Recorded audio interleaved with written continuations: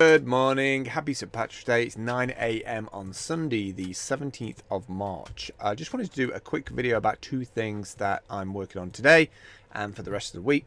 I started on a template last week for our ihas.card site, which is a bunch of different templates that we've done for different niche industries for people that we see in the Upwork feed who are looking for landing pages or quick sites, don't want to spend a lot of money in and quickly want to get them done, and get them done like within a day or so with their graphics and everything. And one of the layouts and themes that I used Get Review for the newsletter, and I haven't used Get Review for over a year. And it's kind of weird how it came about, because I had another client the week before that, very short client, only a couple of hours, that also used Get Review as well, and I forgot how good it was. It has a great little RSS clipper to be able to clip bits of news. So whenever you're reading like a blog post, you can click on the button in Chrome and it saves it into a feed that you can then build up the newsletter later.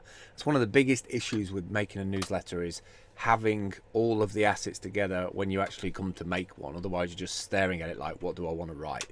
I also saw a great video. So I've had this like triple kind of like take another look at Get Review in the back of my mind, because I've had the third one, which was a guy who was using Zapier to connect a variety of different RSS feeds into that clipper, so he can clip anything on the web and that would go straight into a review as well. So I'm interested in finding the differences between the official plugin and the way that he does it, because I think the way that he does it might be better.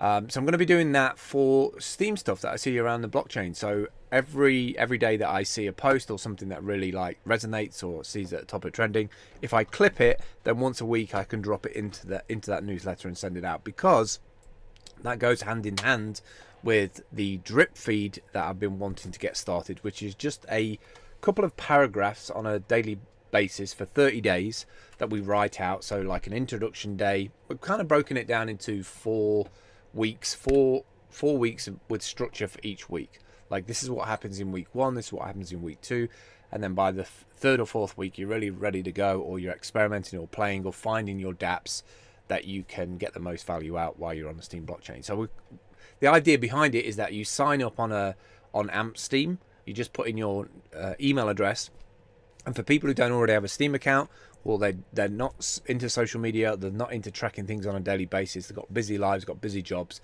It's kind of like spoon-fed bits of information of like, click on this today, or try this will take you 5 minutes, or this will take you 10 minutes.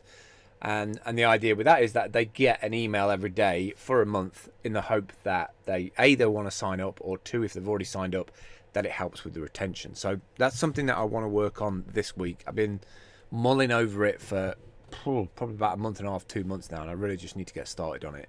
So there's not going to be any right way of doing it, and we'll need to iterate it all the way through. But the thing I love so much about drip, and I really want to get back to using it, is if you put certain things in those emails, like in a footer, like for instance my idea right now is to have 2 paragraphs with a little bit of an update or some news, or check this out, this will take you 5 minutes, and then underneath that have a footer like, do you want to learn something more today? So you might have extra time, so you might have like another 30 minutes or something.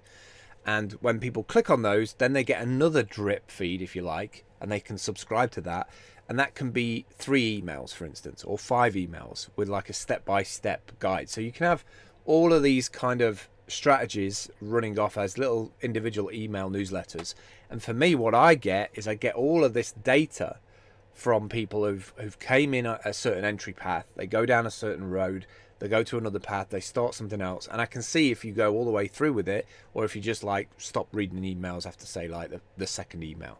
So then you can fine tune that, because you've got the email address, you can get in touch with them and say, I saw that you were into video, I saw that you checked out the dApps, I'm sure you checked out this, and then you can fine tune the experience to that. So I think that might help with retention, because you don't get that data normally. You just, even if you sign somebody up on the Steem network, you're hoping that they're going to use the login and everything. And obviously we don't track people's logins, but with email and email marketing, you can kind of help with routing people into the right information, which I would rather have a relationship or a contact with people based on certain attributes that I might be into as well. So that's kind of what I'm working on this week.